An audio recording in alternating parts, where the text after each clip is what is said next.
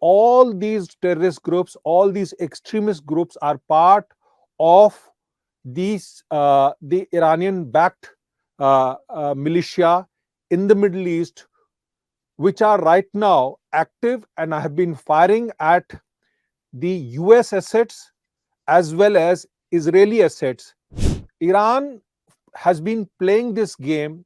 One, its overt, uh, you know, pronunciation that it wants to destroy Israel. But the larger game over here is that it considers US as the big Satan. This is a retaliation for killing of Iranian Revolutionary Guard Corps commander Qasem Soleimani in 2020 and about 7 Iranian nuclear scientists between 2017 to 2020. It wants to ensure that the military capability of the Hamas remains, the military capability of Hezbollah remains, and that Israel continues to be in tenterhooks for time to come. For its own political games, for its own political machinations, it has basically disrupted the Middle East peace, and by using Hamas as the principal terror weapon against Israel. If a full-fledged land offensive happens, then Iran may use its other assets to strike at American targets, American assets all over Middle East to basically have a horizontal conflagration.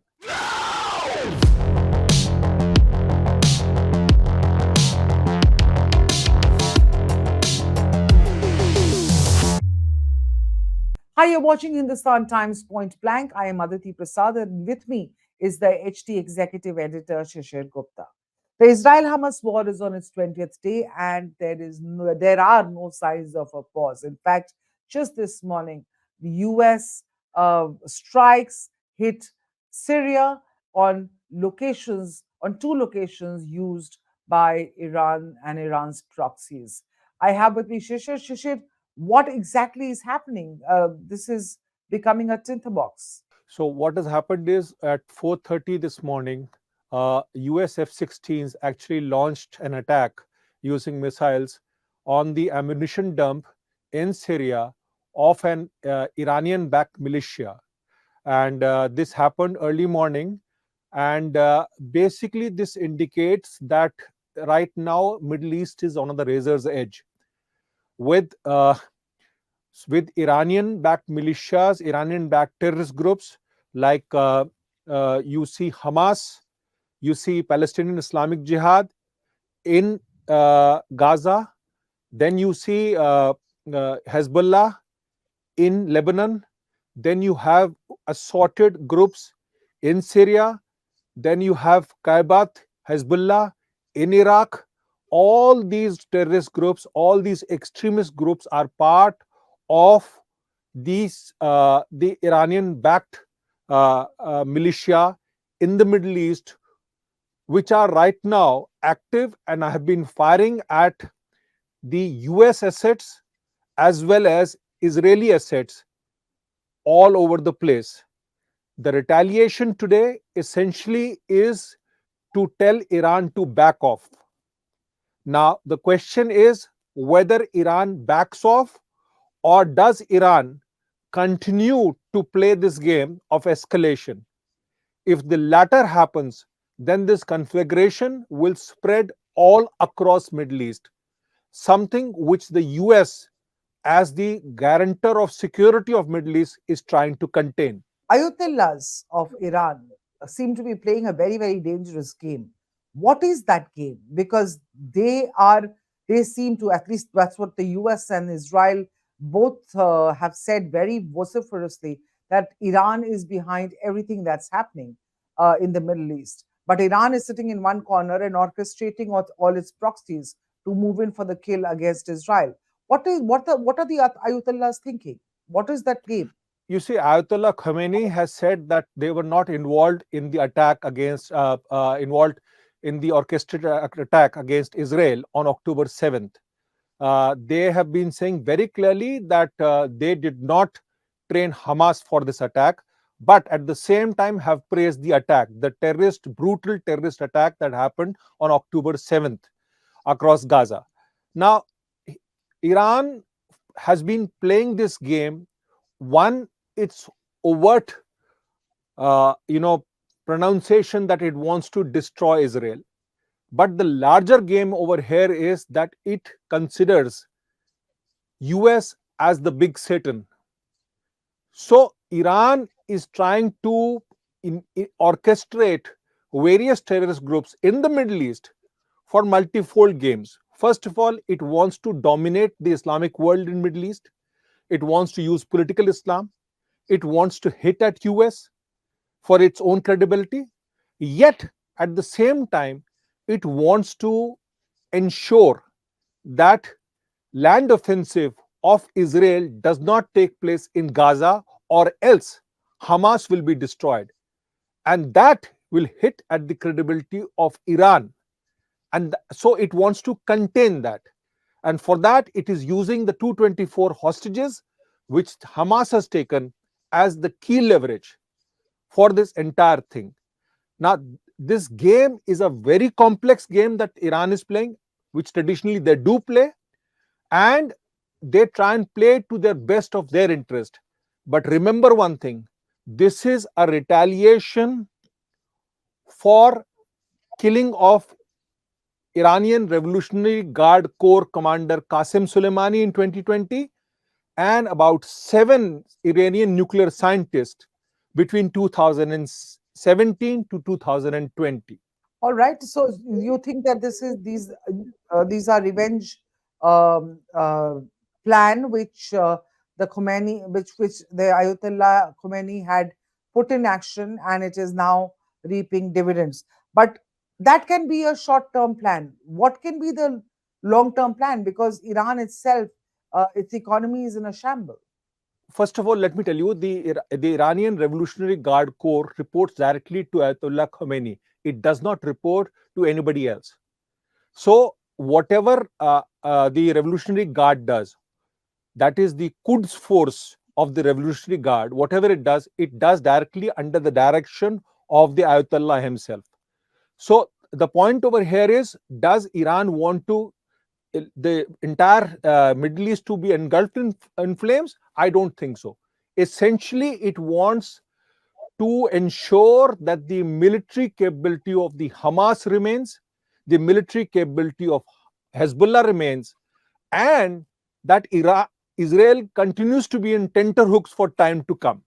I remember Ayatollah Khomeini saying a few years ago that complete destruction of Israel is what his end game is, and his move, this axis of resistance that seems to he seems to have cultivated all around Israel seems to be a part of that. Could you talk to us about this axis of resistance that Iran has developed?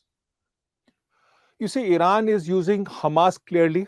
Uh, Iran is using Palestinian Islamic Jihad, both in Gaza. Iran is using Hezbollah, which is a Shiite group in Lebanon.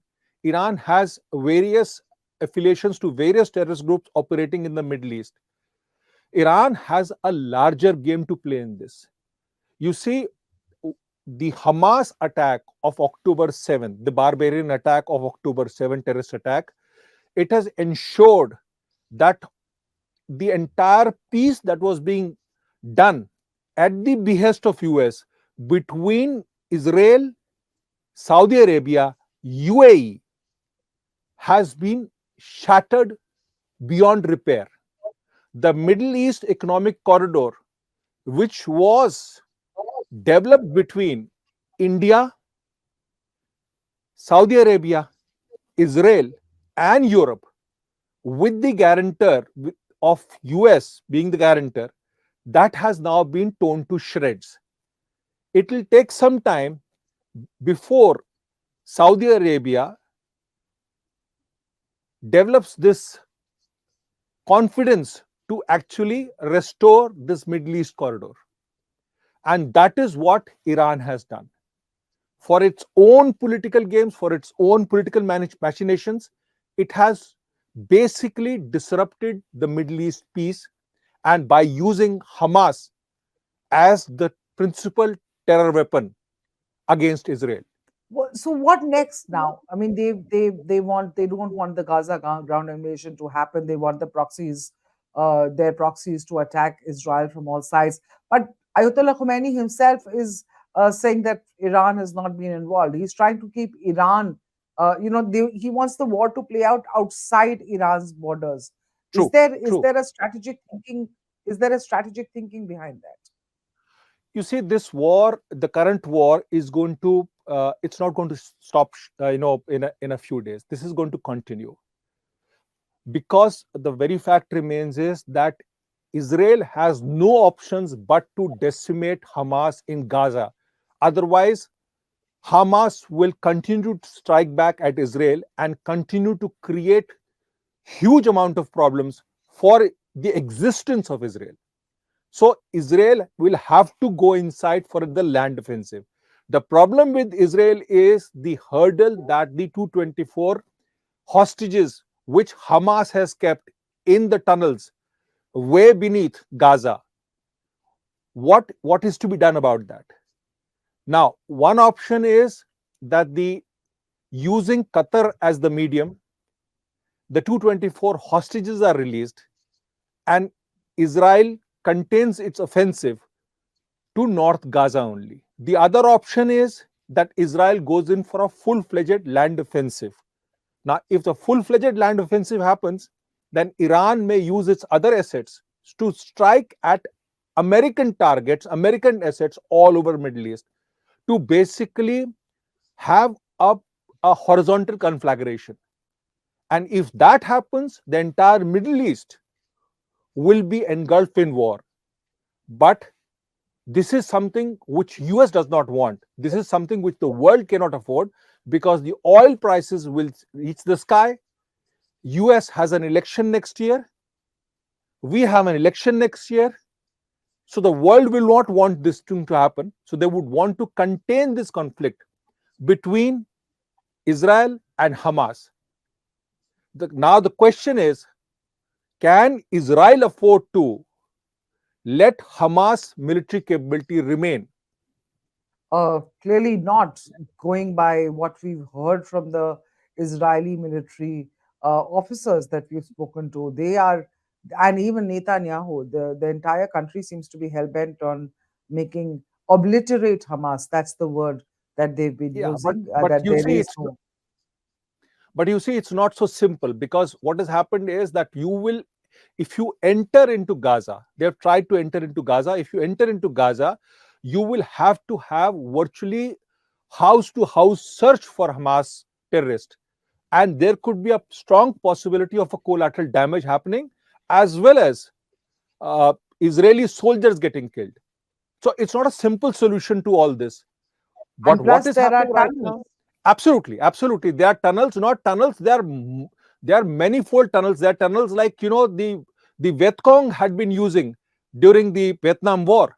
So there are tunnels within tunnels inside, and the fundamental problem here is that the Hamas military capability is still there. They're still firing rockets, and they're firing rockets all the way up to Tel Aviv. So it's a nasty conundrum that is happening right now, and the entire Middle East is sitting on a powder keg. It can explode anytime. It's a very scary scenario you're painting, but then let's hope some reason, prevails at some quarters, and a lid can be put on to this powder keg. But thank you so much, Shishir, for talking to us and Thank you. sharing your views with our viewers. Thank you, viewers, for watching this broadcast. Stay tuned to Hindustan Times Point Blank.